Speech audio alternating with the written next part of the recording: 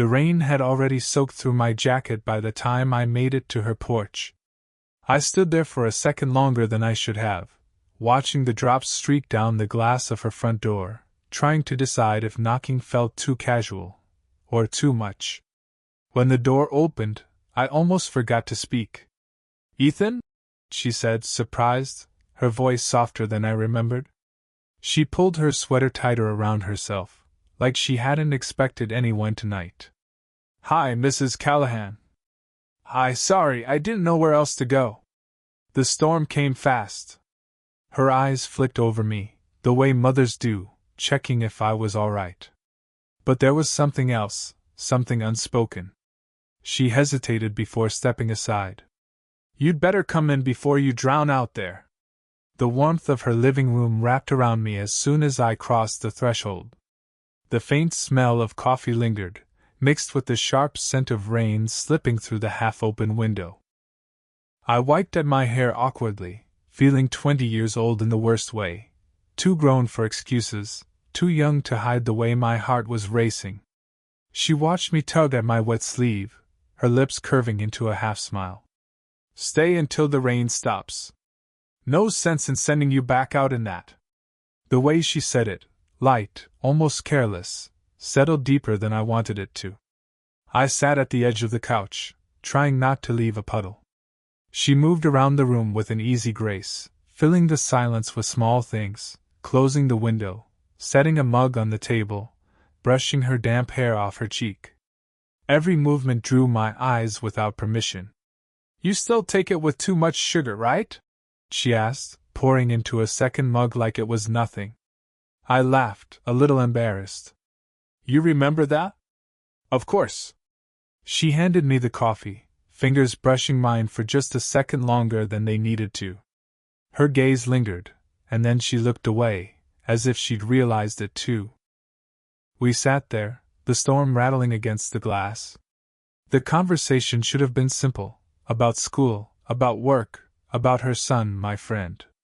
Instead, it kept slipping into silences that felt heavier than words. I found myself watching her more than I should have, the way she pressed her palm to her mug to warm it, the quiet sigh she let out when she thought I wasn't looking. I wanted to ask if she was lonely. I wanted to ask if she'd been waiting for the rain too. Instead, I asked, "Do you ever?" But the words stuck in my throat. She tilted her head, waiting, her eyes searching mine in a way that made it harder to breathe. "What?" she asked gently. I shook my head, covering with a laugh. "Nothing. Just, never mind." She didn't push. She just let the silence sit, her thumb tracing the rim of her mug. And in that silence, I realized how close we were sitting. Close enough that I could see the faint lines at the corner of her eyes, the kind that told stories more than they told age. A thunderclap shook the house, and I startled, almost spilling my drink. She laughed, quiet, warm, and rested her hand on my arm without thinking. It stayed there. Neither of us moved. And then, just as I opened my mouth to say something I probably shouldn't, the sharp buzz of her phone lit up the table between us. Her smile faded. She looked at the screen, her lips parting, then pressed it face down without answering. When she looked back at me, there was something in her eyes that hadn't been there before. Her hand lingered on my arm longer than it should have, the warmth of it seeping through my damp sleeve. When she pulled it back, the air felt colder, sharper. She cleared her throat. "So, how's your mom? I haven't seen her in a while." I sipped my coffee, trying to swallow the knot in my chest. "She's all right. Working a lot. It's mostly just me at home now." Her eyes softened. She knew what I didn't say, she always did. "And you?" I asked before I could stop myself. "How have you been?" It was a simple question, but the way her gaze slid toward the window told me it wasn't a simple answer. "I've been fine," she said at last, almost convincing. Then she laughed under her breath. "I hate that word. Fine. It doesn't mean anything." There was a heaviness in her tone, something I hadn't noticed when I used to come over as a kid, raiding her fridge and joking with her son. Back then, she was just his mom, warm, steady, untouchable. Now, sitting here, I saw her differently. "Do you ever regret things?" I asked. I don't know why I said it. It slipped out, reckless, like the question had been waiting for the right silence to escape. She turned to me slowly. "All the time." Her fingers tightened around the mug. She didn't explain, and I didn't ask. The rain hammered harder against the glass, filling the space between us. The truth sat unspoken between us. She was in her mid-40s, with a life built and unbuilt, and I was barely 20, still figuring out who I was. My best friend's mother. The line I wasn't supposed to cross. But I couldn't stop watching the way she looked away when she admitted regret, as though she'd given something of herself and wished she could take it back. "I had a marriage that looked good from the outside," she said suddenly, surprising me. "But it was empty. Years of smiling in front of people, pretending we were close. Then one day, he stopped pretending altogether. And I was the one left with—" She stopped, biting her lip. "With too much silence." I swallowed hard, unsure if I should say anything. I thought about all the nights I stayed up too late, staring at my phone, wishing someone saw me. The way I hated how quiet the house felt. Maybe we weren't as different as the years between us suggested. "I'm sorry," I said softly. She gave a small, crooked smile. "Don't be. You didn't cause it." But her eyes said something else. Something I couldn't name. I shifted, my hand brushing against hers on the couch by accident. My breath caught. For a second, either of us moved. Her fingers twitched, not pulling away. Then, with the faintest smile, she whispered, "You always did sit too close." The words were light, almost teasing, but her voice betrayed her, too soft, too careful. And though I laughed, though I leaned back just a little, the warmth of her skin stayed with me, burning louder than the storm outside. The storm hadn't let up. If anything, it had grown louder, shaking the windows like it wanted to break in. She stood to gather our mugs, but her hand trembled slightly as she set mine in the sink. I watched the back of her shoulders, the way her sweater clung to her frame. Something in me wanted to cross the room and touch her, just to see if she'd lean back, if she'd let me. Instead, I stayed rooted to the couch. "You know," she said over her shoulder, her voice tight. "It's dangerous. Letting yourself be seen too much." I frowned. "By who?" She turned then, and her eyes caught mine, sharp and unflinching. "By anyone." Her meaning sank in, heavier than the thunder rolling outside. Before I could answer, the sharp ding of her phone cut through the room. It vibrated against the counter, screen glowing. A name flashed across it, her ex-husband. She froze, staring at it, then silenced the call with a sharp tap. "You don't have to," I began. "I do." Her voice cracked. Then softer. "At least I always think I do." The air thickened between us. She pressed her hands flat against the counter, bowing her head like she was holding something in. I stood, drawn closer before I realized I'd moved. "Mrs. Callahan." She gave a small, strained laugh. "God, don't call me that. It makes me feel older than I am. What should I call you, then?" She hesitated. "Anna." Her name on my lips felt dangerous. "Anna." She looked up, and for a moment we just stood there, rain hammering the walls, eyes locked in a silence that said too much.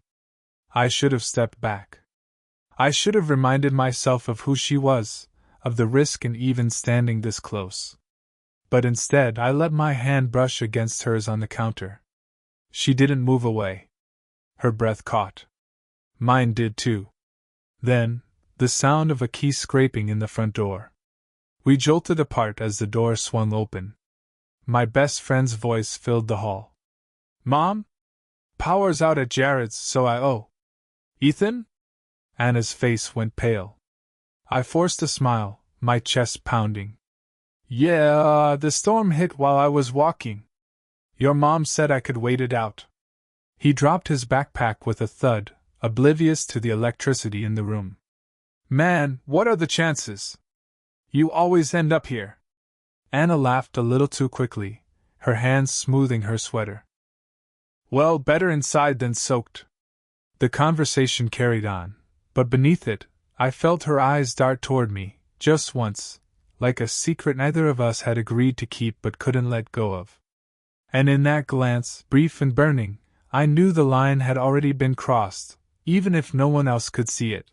The night stretched on, long after her son had gone upstairs. The storm was easing now, softer against the windows, but the quiet inside the house was louder than the thunder had ever been.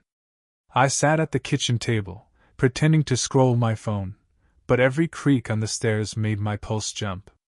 When Anna finally came back into the room, her hair pulled into a loose knot, I caught myself staring again. She poured herself another glass of wine, though she hadn't finished the first. Her hands were unsteady, her movements restless. You should probably head home soon, she murmured, though her voice lacked conviction.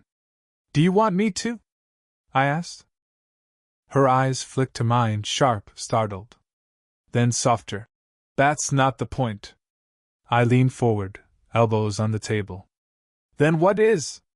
Her laugh was short, bitter. You're 20. You should be out with someone your own age. Not stuck here with a woman who… She stopped herself, shaking her head. Who what? She gripped the glass tighter. Who's old enough to know better? The words stung more than I expected. You think I don't know what I'm doing? Her gaze softened, but it only made it worse. Ethan. The way she said my name, it wasn't dismissive. It was pleading. Like she was trying to save us both from something she already knew she wanted. I stood too quickly, the chair scraping against the floor. You don't get it. You think I don't see you, but I do. You sit here pretending you're fine, pretending you're past wanting things. Stop. Her voice cracked like glass. But I couldn't. You're wrong if you think I don't notice you. Every time you laugh, every time you look at me like you want to say something and don't. I notice all of it. The silence that followed was unbearable. Her chest rose and fell fast, her hands trembling against the glass. She set it down before it spilled. You shouldn't say things like that, she whispered. But it's true. Her lips parted, but no words came. Instead, she pressed a hand to her face, as if she could hide the flush in her cheeks.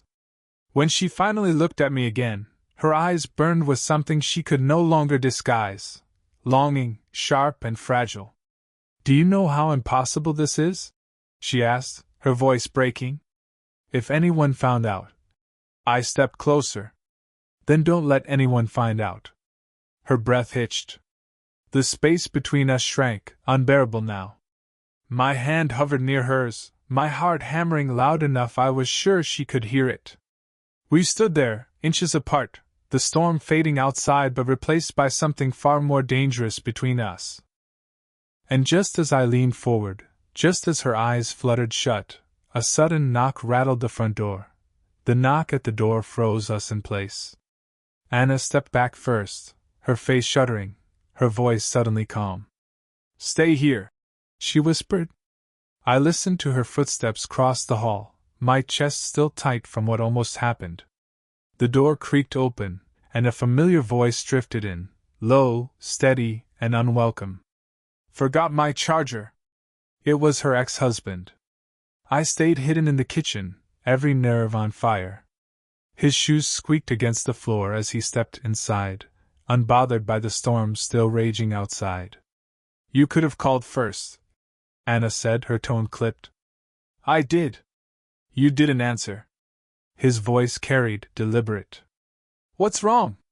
Didn't want me to know you had company? My stomach dropped. Anna's silence lasted too long. It's none of your business, she said finally, but the words wavered.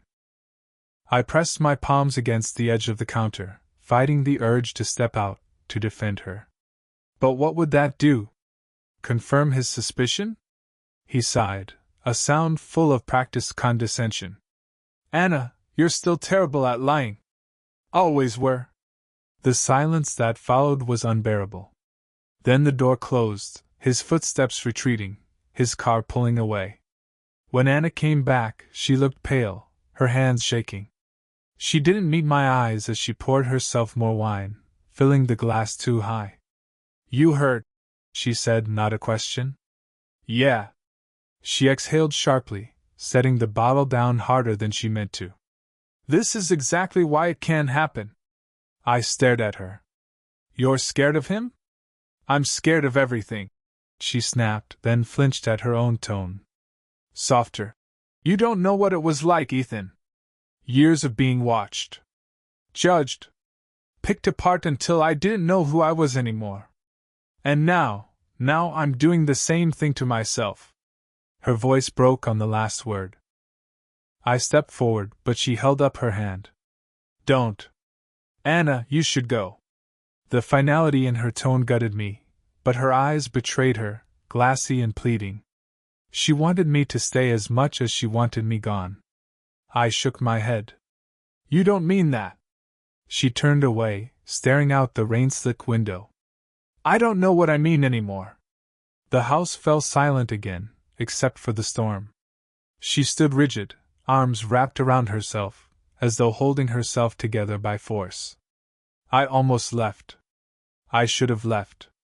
But instead, I stayed there in the doorway, watching her reflection in the glass, wondering if she knew how much I saw her, how much I wanted to carry the weight she'd been left with.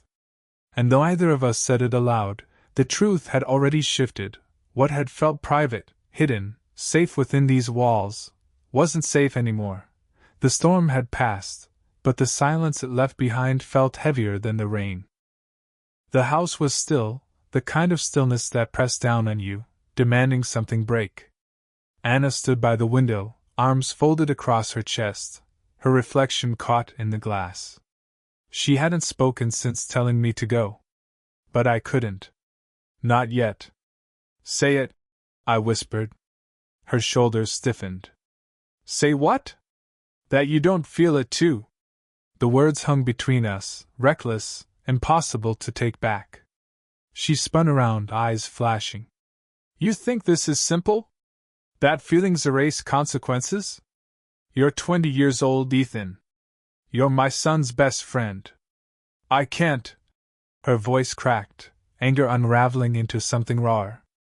I can't survive another mistake. I stepped closer. You're not a mistake. Her lips parted, but no sound came out. Her hands trembled at her sides, and for once she didn't try to hide it. You don't know what you're asking, she whispered. I do. My voice shook, but I meant it. I'm asking you not to keep pretending. Not with me. She let out a broken laugh, covering her mouth with her hand. Tears threatened at the corners of her eyes. God, you sound so sure. Do you have any idea how long it's been since anyone looked at me like that?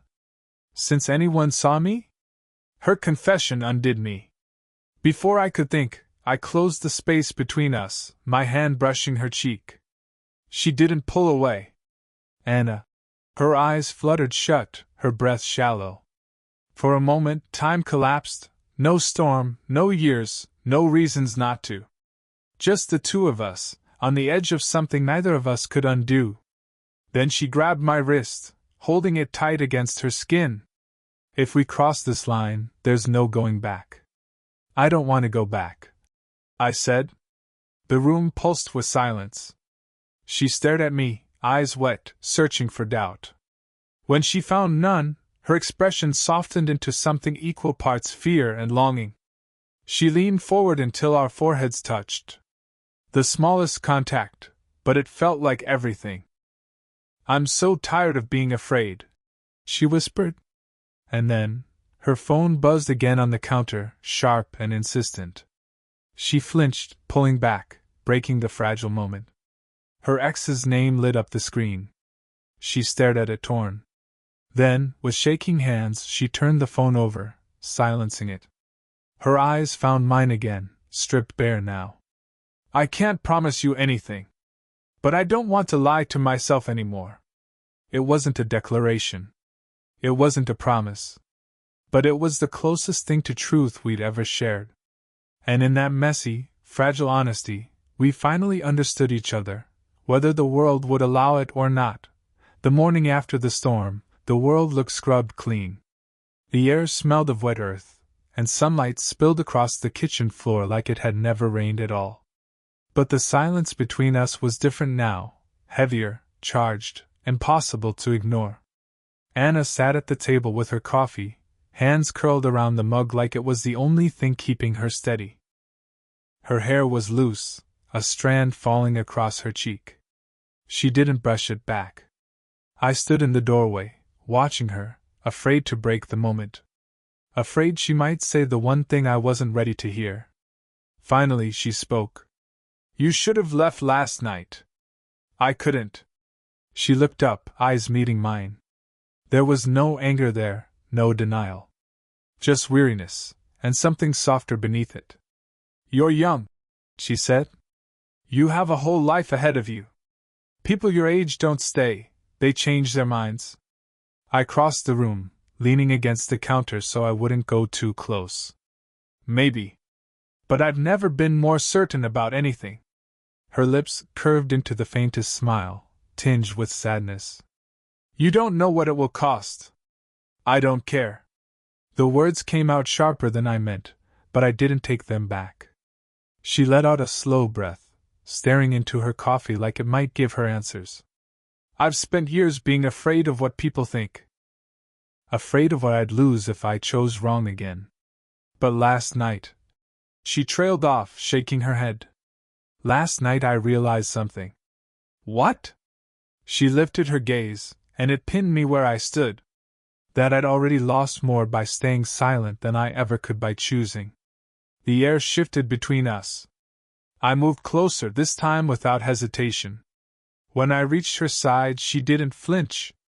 My hand brushed hers on the table, and instead of pulling away, she turned her palm upward, lacing her fingers with mine. It wasn't dramatic. It wasn't a confession shouted into the world. It was quiet, fragile, and real. "Ethan," she said, her voice trembling, "if we do this, there's no hiding from it. Then we don't hide." She laughed softly, shaking her head. "You make it sound so simple." Maybe it is. For the first time in a long time, she didn't argue. She just sat there, holding my hand, letting the sunlight warm the space where fear used to live. Outside, the neighborhood was waking up, cars starting, kids shouting, the world moving on. But inside that kitchen, it felt like the beginning of something neither of us had dared to believe possible. We didn't kiss. We didn't need to. The choice was already made. And maybe it wouldn't be easy. Maybe it wouldn't last forever. But for the first time, neither of us turned away. Speech Balloon, did you enjoy the story? What kind of stories would you like to hear next?